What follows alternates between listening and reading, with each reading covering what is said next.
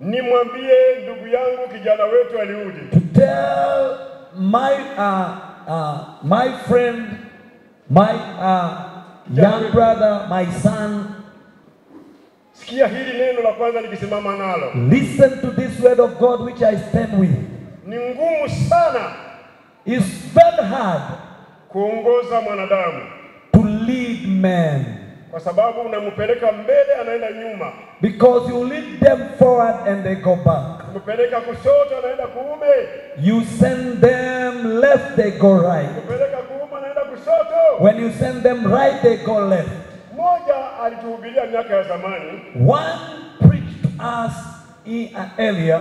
Akasema hivi. And he told us. Ni vizuri mtu kuongoza ng'ombe 500. It's better to lead 500 cows kuliko kuongoza watu 10. Mulinde kondoo za Mungu.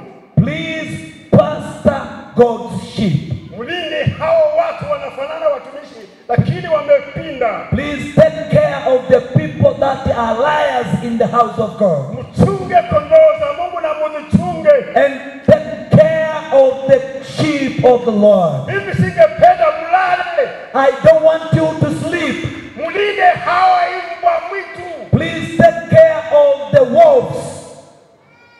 Sifanyage hivyo. Don't do that. Na ninaishi. I don't do that and I leave. Usingoje washirika kanisani. Don't wait for the church member in the church. Muwafuatilie. Please go and follow them. Tuwe na kanisa ambao Mungu analitambua.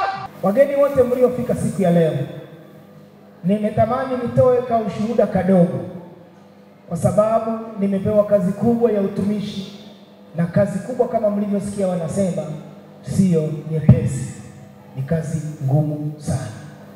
Lakini kwa kuwa mmeniamini na mnajua ya kwamba kweli huyu anaweza akawa kiongozi wetu, kwa majibu yenu ya ndio mlioyatoa, mimi yamenifanya niogope.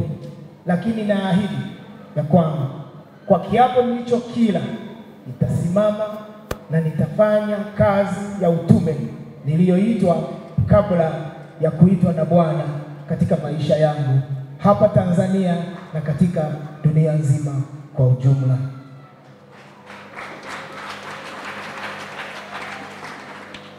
Bado tunayo malengo ya kufanya kazi zaidi. Hatuishii kujenga kanisa moja, japo mpaka sasa tunayo makanisa 11 ambayo ninayaongoza kama askofu mkuu, lakini pia tunao na washirika katika mikoa mbalimbali. Tunayo kazi ya kuendeleza kazi hii, kupanda makanisa mengi na kuhubiri injili ya Yesu Kristo. Na nitashangaza kwamba mbona askofu amejisemea jambo hili.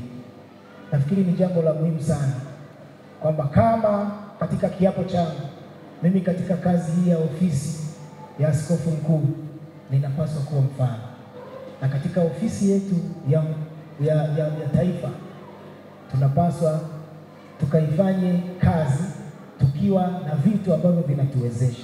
Ni tukio la kihistoria, sio tu kwa hapa Geita, lakini pia hata kwa Mungu pia ameweza kuongeza idadi ya watumishi waliopakwa mafuta kwenye kitabu chake cha uzima wa milele.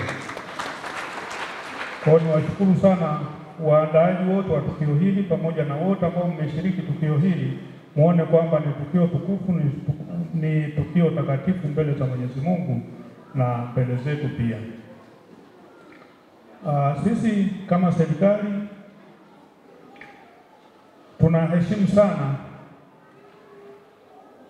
watumishi hawa waliopakwa mafuta na Mungu. Hapa baba askofu wakati anaweka mafuta na mgeni rasmi, ilikuwa ni ishara tu ya duniani, lakini kazi hii ni Mungu mwenyewe ameifanya mbele zetu tukiwa tunashuhudia na mbele zetu tukiwa mashahidi. Basi tunapenda kuacha milango wazi kama serikali na kufungua milango, kwa maana ya kwamba mtumishi huyu sasa aweze kufundisha neno la Mungu kwa kila mtu, kwa kila muumini, kwa kila binadamu, ili aweze kumjua Mungu ambaye na ni Muumba wa mbingu na nchi. Lakini zaidi ya yote tunapenda kumshukuru kwa maana ya kwamba tutashirikiana naye sana katika mambo mbalimbali, yale mambo ya kimwili, yale mambo ya kiroho, lakini na yale mambo ya kiimani pia, kwa sababu kama serikali tunaendelea kuamini sana kwamba amani hii tulio nayo ni kwa sababu ya hao watumishi wapakwa mafuta. Wanaendelea kuomba sana kila siku, wanaendelea kufunga na kuomba, wanaendelea kuhubiri juu ya amani, lakini pia wanaendelea kuwaombea vijana wetu wengi waweze kuokoka na kumrudia Mwenyezi Mungu. Kwa Mungu awabariki sana kwa kazi hii kubwa ambayo mnaifanya, na Mungu aendelee kuwasimamia katika majukumu haya mazito ambayo wakati fulani mnajitoa sadaka kwa ajili ya watu wengine ili watu wengine waweze kupata ahueni. Kwa hiyo napenda kumtia moyo kwamba mambo haya aliyosema, changamoto zipo za kila namna, kwa sababu ni wakati watu wengi wanajaribu kutumia kila namna kufanya kazi ya Mungu, hata kama wako kinyume, wakitumia mambo mengine yasiyo ya kawaida. Lakini naamini ya kwamba kazi moja ya Yesu Kristo alipokuja hapa duniani, alileta amani, alileta utulivu, alileta wokovu katikati ya watu. Na ninapenda kuwatia moyo hata watumishi wengine kwamba, na hata kiongozi aliyesimikwa leo, afanye kazi ya Mungu kwa uaminifu kama alivyoitwa na Bwana.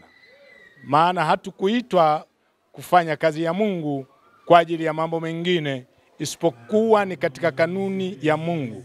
Maana Biblia imesema katika kile kitabu cha Mathayo sura ile ya 28 mstari wa 19 mpaka wa 20, enendeni ulimwenguni kote mkawafanye mataifa kuwa wanafunzi wangu, mkiwabatiza kwa jina la Baba na Mwana na Roho Mtakatifu. Ni kulifundisha neno tu na kufanya agizo la Yesu.